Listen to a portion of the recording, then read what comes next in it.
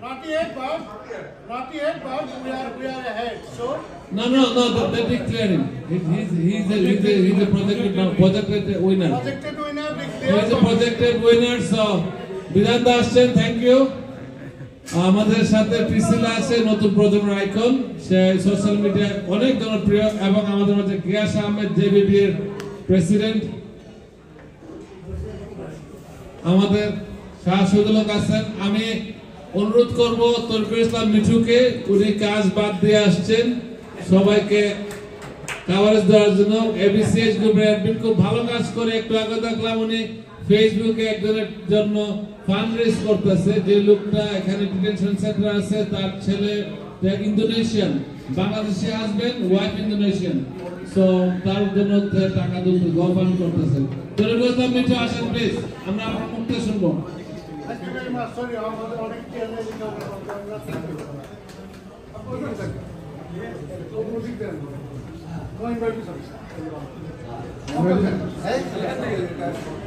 অসংখ্য ধন্যবাদ মহিন ভাই।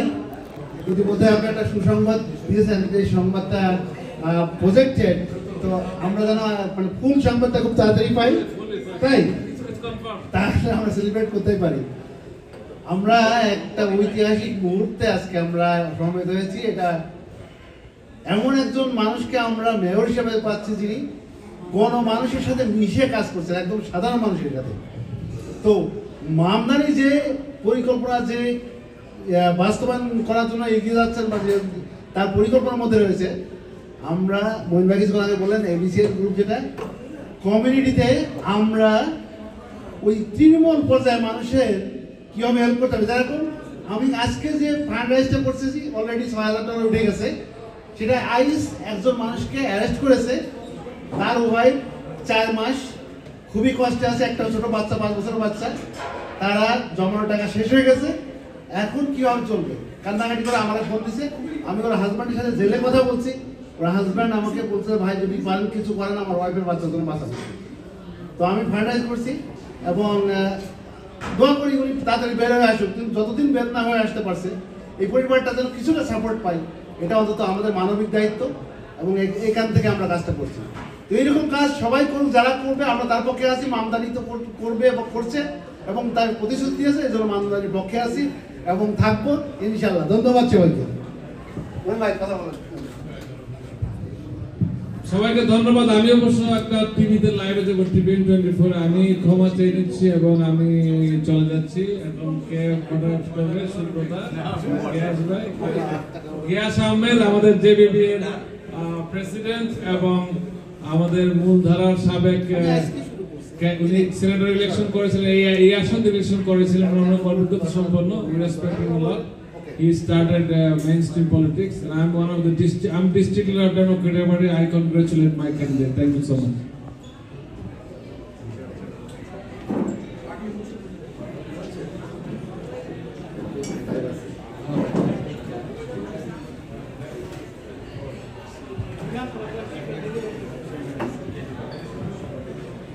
আপনারা কি রেডি আছেন? হ্যাঁ, রেডি থাকতে হবে। আমাদের ইতিহাস সৃষ্টি করতে যাচ্ছে নাকি? ইতিহাস সৃষ্টি হচ্ছে। কেন ইতিহাস সৃষ্টি হচ্ছে? কারণটা কি? কারণ যেহেতু তিনি একজন মুসলিম আমেরিকান, সেই কারণে অ্যান্টি মুসলিম যে ব্যাড এলিমেন্ট আছে, ইনক্লুডিং ডোনাল্ড ট্রাম্প, তারা কিন্তু তার বিরুদ্ধে উঠে পড়ে লেগেছে। বিকজ অফ যে তার সে মুসলিম আমেরিকান, বিকজ সে প্যালেস্টাইনে যে গণহত্যা হচ্ছে, জেনোসাইড হচ্ছে, তার বিরুদ্ধে কথা বলেছে।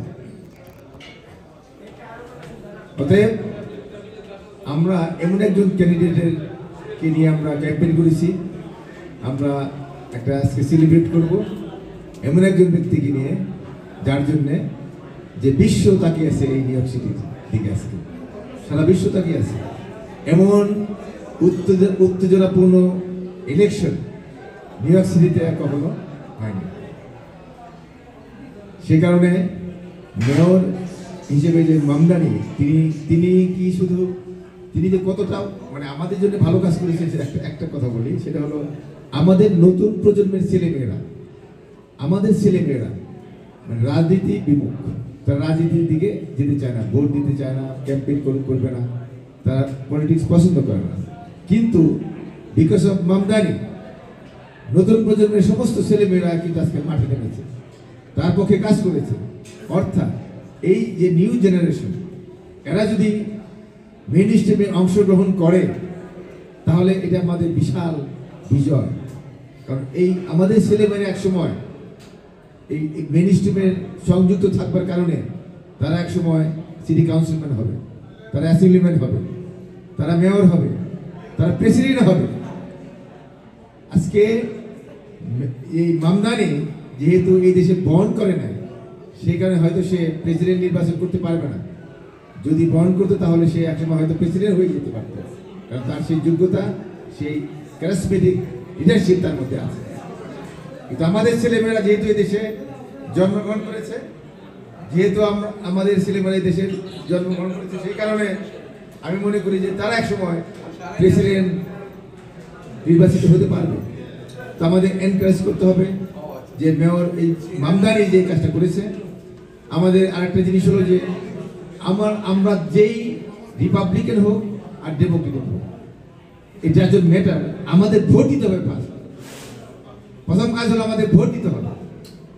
যে ডেমোক্রেটিক প্রার্থীকে মানে পছন্দ করে ভোট দিই, কারণ এই ভোট যে আমরা দিচ্ছি, বাংলাদেশি আমেরিকান বা মুসলিম আমেরিকান আমরা যে ভোট দিচ্ছি, এটা কিন্তু কাউন্ট হচ্ছে। এবং এই কাউন্ট যেহেতু হচ্ছে, সেখানে আমাদের গুরুত্ব কিন্তু বাড়বে। এমন না যে ডেমোক্রেট শুধু ডেমোক্রেটদের ভোট দিলেই কাউন্ট হবে আর রিপাবলিকান ভোট দিলে কাউন্ট হবে না, তা না। ভোট দিতে হবে, যাকে ইচ্ছে তাকে ভোট দিব, কিন্তু ভোট দিতে হবে। এই সমস্ত ভোটগুলি কাউন্ট হচ্ছে। সেই কারণে আমরা মানে মেইন স্ট্রিমে শুধু ভোটই দিব না, আমরা বন্ধু তৈরি করবো, ফ্রেন্ডস তৈরি করবো। যারা ক্যান্ডিডেট তাদের সাথে আমরা মিশবো, তাদেরকে ফান্ড রেজ করবো। যদি আমার টাকা না থাকে, যদি আমরা ডোনেট করতে না পারি, আমরা ক্যাম্পেইন করবো। ক্যাম্পেইন করে তো পয়সা নেই।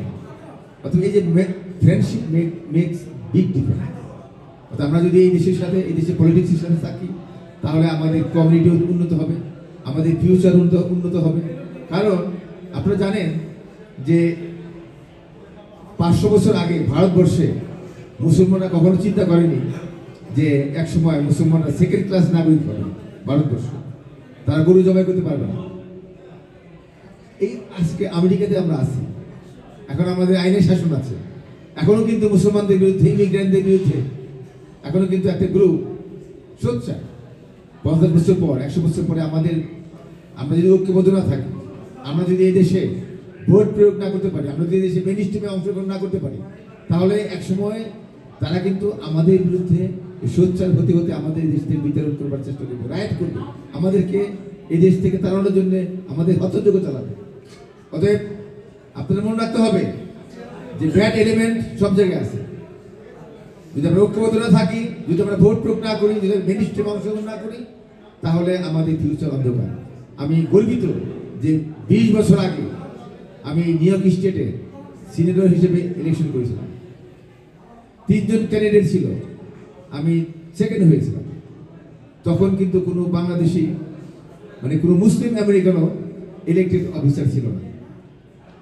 আজকে অ্যাজ অফ টুডে মোর দেন 100 জনের বেশি ইলেক্টেড আপনার অফিসিয়াল আমেরিকান, মুসলিম আমেরিকান, মোর দেন 100। আমি যখন ইলেকশন করি তখন একজন কমিউনিটি মেম্বার ছিল না, কমিউনিটি বোর্ড মেম্বার ছিল না, একজনও না। এখন আমার মনে হয় 50 জনের বেশি হবে কমিউনিটি বোর্ড মেম্বার। তাহলে আমাদের কিন্তু অর্জন আছে। আমাদের ছেলেমেয়েরা, আমরা সকলে কিন্তু যেভাবে মেইন স্ট্রিমের সাথে আছি, এটা আমাদের বিশাল অর্জন। আজকে আমাদের বাড়িতে, আমাদের ব্যবসার ক্ষেত্রে জ্যাকসন আসছে, আজকে দেখেন মেয়ররা আসে, প্রেসিডেন্ট আসে, আমাদের গভর্নররা আসে, সিনেটররা আসে আমাদের কাছে ভোট চাওয়ার জন্য। অর্থাৎ এটা আমাদের অর্জন। মেইন স্ট্রিমে অংশগ্রহণ করতে হবে, পাস করুক বা না করুক, আমরা থাকবো এই দেশে। আমাদের বন্ধু শাহ শহীদুল এবার ইলেকশন করছে, কিন্তু এগুলি আমাদের ইলেকশন না করলে প্রতিযোগিতা হবে না। ইলেকশন করলেই তো ওরা আমাদের কাছে আসবে। আমি যারা নাকি কোমোকে সমর্থন দিচ্ছে আমি তাদের সাধুবাদ জানাই। তারা আমার শত্রু না, তারা আমাদের শত্রু না, তারা সমর্থন দিচ্ছে বলে আর কম্পিটিশনটা আর ভালো হচ্ছে। তারা সাপোর্ট দিচ্ছে বলে কিন্তু আমরা আমাদের কাছেও আমদানি আরো বেশি বিক্রি করে আছে।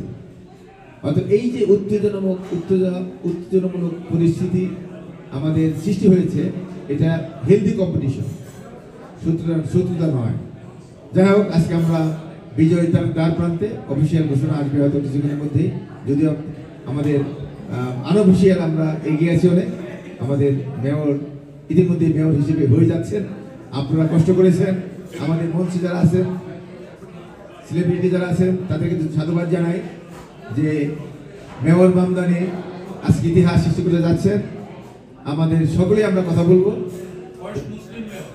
অবশ্যই ফার্স্ট মুসলিম মেয়র। সেই কারণেই তো এই টান উত্তেজনা, কারণ ফার্স্ট মুসলিম মেয়র বলেই তো আজকে ডোনাল্ড ট্রাম্প থ্রেট দিচ্ছে। ফার্স্ট মুসলিম মেয়র বলেই তো সারা বিশ্ব তাকিয়ে আছে নিউ ইয়র্কের দিকে। অর্থাৎ এই বিজয় আমাদের সকলের বিজয়। এই বিজয় শুধু মামদানির নয়, মানবতার বিজয়। সেই ক্ষেত্রে আজকে সবাই কথা বলবে, পিছিলা আছে, পিছিলা যদি কথা বলে তাহলে তো মিলিয়নস অফ পিপল পিছিলাকে ফলো করে। তো